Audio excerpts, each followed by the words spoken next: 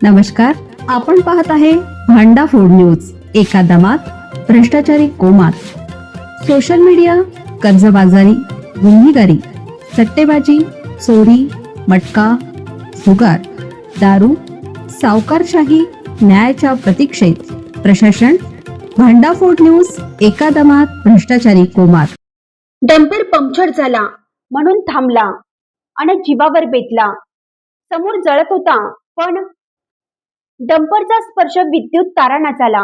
त्याचा धक्का चालकाला बसून चालकाचा जागीच मृत्यू झाला.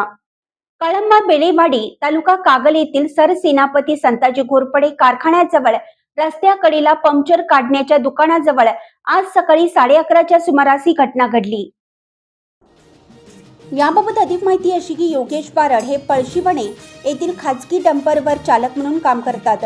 आज सकाळी डंपर घेऊन गडिंग्लजवरून ते मुरगुडकडे येत होते. डंपरचे मागील चाक पंक्चर झालं म्हणून सरसेनापती संताजी घोरपडे कारखान्याच्या पुढे आल्यावर बेलेवाडी मार्गावरील रस्त्याच्या पंक्चरच्या दुकानाजवळ ते थांबले.